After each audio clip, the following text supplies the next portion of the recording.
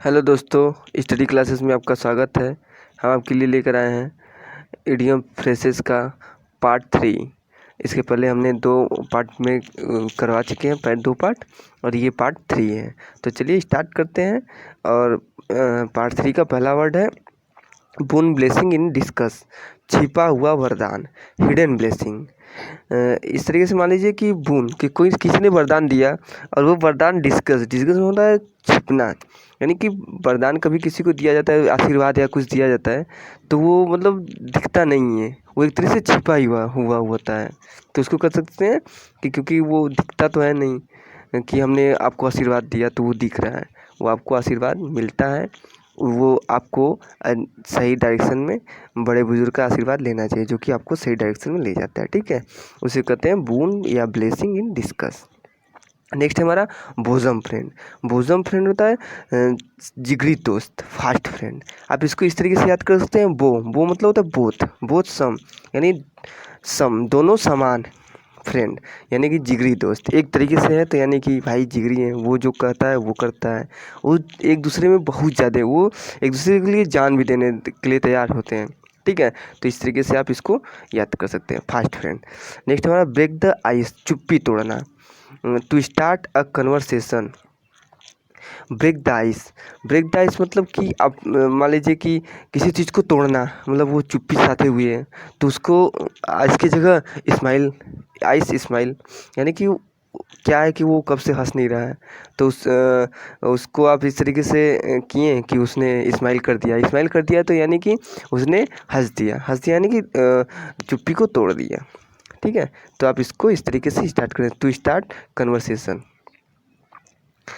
ठीक है, नेक्स्ट है हमारा ब्रीथ वंस लास्ट, मर जाना, to pass away, to die. Breathe one's last यानी कि आप मान लीजिए सांस लेना, सांस कोई अगर लेगा और उसके बाद नहीं ले पाएगा, मान लीजिए कि कोई ब्रीथ वंस लास्ट यानी कि आखिरी सांस, इसी को कहते हैं आखिरी सांस लेना, मतलब उसके बाद वो सांस नहीं ले पाया। ठीक है, तो इसको कहते हैं कि यानी कि सांस ले चुका, अब वो जब सांस ही नहीं लेगा तो यानी कि मर गया। ठीक है, नेक्स्ट है हमारा ब्रॉड डे लाइट, दिन दहाड़े, in day light, when crime can not be hidden, मतलब आप ब्रॉड डे लाइट, अब मतलब कि कहीं भी देख रहे हैं कि बहुत ज़्यादा दिन है, पूरे तरीके से अब दिन में तो उजाला रहता ही है। ठीक है, तो वहाँ पे अगर कोई दिन दहाड़े कुछ ऐसा कांड कर देता है, ठीक है, मान लीजिए ब्रॉड यानी बोर्ड कोई चुरा के लेके भाग रहा है दिन दहाड़े ही, तो अब डे की लाइट में भागेगा तो स्कूल में से भागेगा तो सब तो स्टूडेंट देख ही लेंगे। तो आप इस तरीके से इसको याद कर सकते हैं कि वो दिन दहाड़े बोर्ड लेके भाग रहा था। ठीक है, तो उसको दिन दहाड़े देखा दिया, यानी कि वो जो कर रहा था क्राइम उससे नहीं छुपा पाया वो। ठीक है, नेक्स्ट हमारा ब्रोकन रीड होता है अविश्वासी व्यक्ति, a weak unreliable person. Broken reed मतलब क्या होता है, रीड मतलब होता है अविश्वासी, रीड मतलब होता है कि अब मान लीजिए कि ब्रोकन कुछ किसी चीज़ को रॉड है, रॉड उसको दिया गया लगाने के लिए, ठीक है, वो उसको उस रॉड को तोड़ दिया। अब भाई लाइट जलाने के लिए हमने उसको दिया कि ये रॉड लगा दीजिए, और वो क्या किया, उसको तोड़ दिया, तो यानी कि वो अविश्वासी व्यक्ति है, यानी कि उस पर भरोसा नहीं किया जा सकता, वो बहुत वीक अनरिएबल पर्सन है। ठीक है, नेक्स्ट है हमारा ब्राउन स्टडी होता है विचार मग्नता, a state of deep thought. अब ब्राउन स्टडी का मतलब ये समझिए कि कोई स्टडी करता है, अब वो ब्राउन स्टडी करने लगे, तो इसका मतलब कि कहीं ना कहीं कुछ उसमें अलग है। स्टडी तो स्टडी होता है, अब ब्राउन स्टडी का मतलब तो आप समझ लीजिए कि वो बहुत ज़्यादा बिजी है, व्यस्तता उसके अंदर, मतलब वो विचारों में खोया हुआ है, इस तरीके से आप वो स्टडी कर रहा है। ठीक है, state of deep thought. Next है हमारा bull in the China shop, जो जगह के अनुकूल न हो, one who is not of place in delicate situation. अब आप इस तरीके से मान लीजिए कि चाइना के शॉप में, शॉप यानी कि कपड़े का शॉप है वहाँ पे, अब बुल मान लीजिए कि गंदे में रहता है सांड, अब वो आके उस शॉप में खड़ा हो गया, तो वो अब वहाँ पे वो खड़ा हो गया तो वो जगह के अनुकूल ना है, मतलब वो गंदा है, पूरे शॉप में गंदगी फैला दिया, कितनी सफाई से सब लोग अपना मॉल वॉल खोलते हैं, ठीक है। तो इसलिए कहते हैं कि वो जगह के अनुकूल नहीं है। तो उसी को आप इस तरीके से अपने दिमाग में एक पिक्चर इमेज बना के याद कर सकते हैं दोस्तों, ठीक है। तो नेक्स्ट है हमारा burn a hole in the pocket, शीघ्रता से खर्च करना, money spend quickly.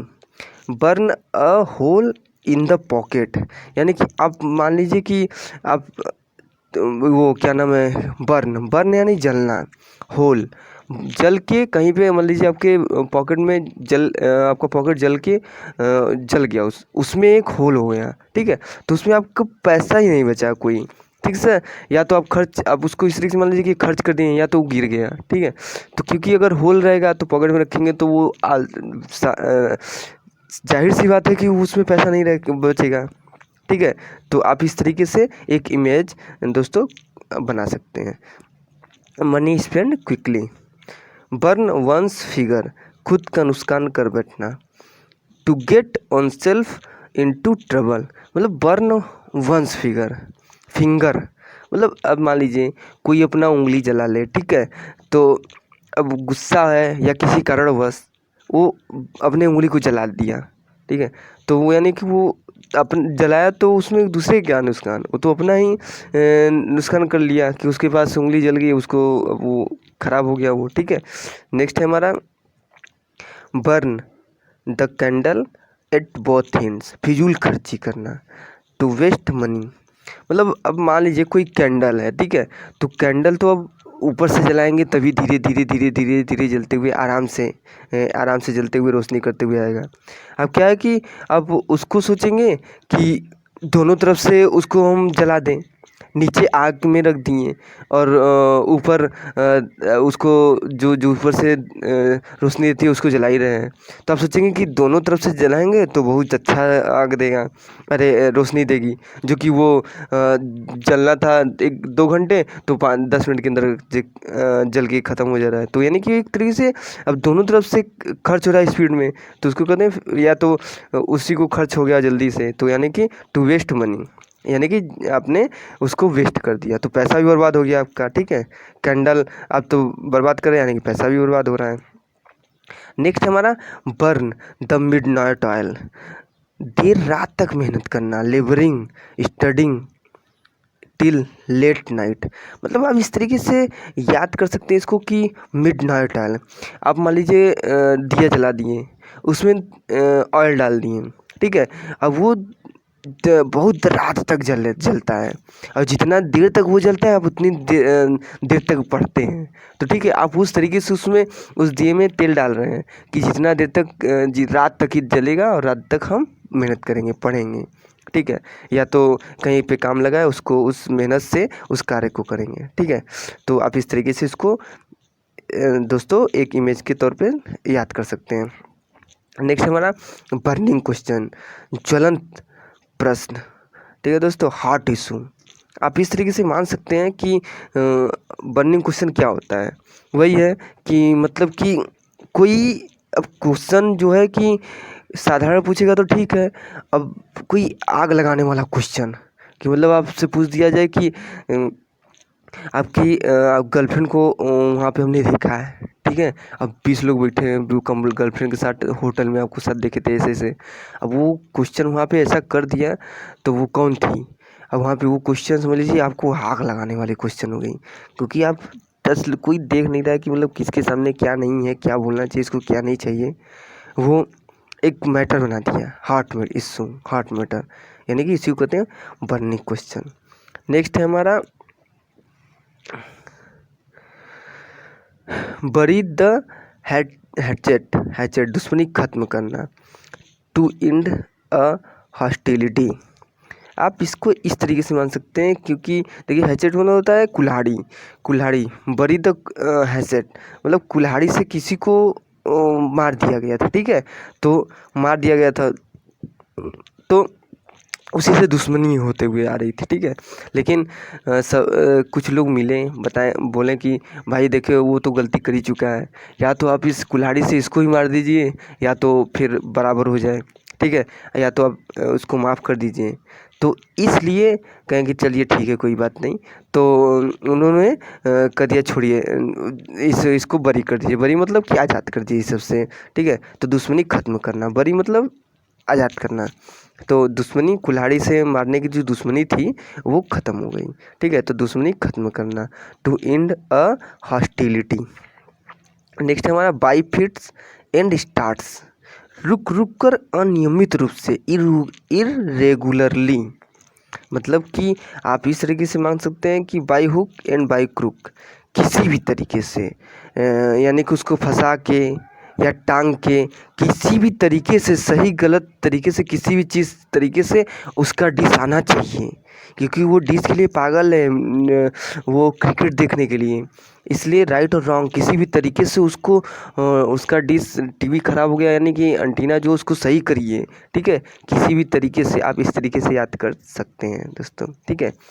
By lip and bounds, रात दिन दूनी रात चौगुनी, एट अ रैपिड पेस। मतलब आप इस तरीके से मान सकते हैं दोस्तों कि वो बाई लिप एंड हुक्स, अब मान बाउंड्स, बाउंड यानी लिप माने होता है उछलना, और बाउंड्स होता है कूदना। उछल कूद के जल्दी आप अगर मान लीजिए धीरे धीरे कार्य कर रहे हैं कोई, तो भाई दिन में जितना काम होता है उतना ही होगा। आप जल्दी उछल कूद के जल्दी काम कर रहे हैं, यहाँ से वहाँ, यहाँ दौड़ रहे हैं, ठीक है। तो इससे क्या होगा कि दिन में दुगना काम करेंगे तो रात में चौगुना उसका प्रॉफिट होगा, चौगुना हो जाएगा एट द रैपिड पेस, ठीक है। तो दोस्तों इस तरीके से आज हम इसी जगह अपना मोनेटाइजेशन का पार्ट 1 अरे पार्ट 3 सॉरी ईडीएम फ्रेजेस का पार्ट 3 ये इसी जगह समाप्त कर दे दोस्तों। अगर आपको अच्छा लगे तो लाइक शेयर सब्सक्राइब करिए। मिलते हैं आपसे नेक्स्ट वीडियो में, ठीक है दोस्तों। Okay, bye bye.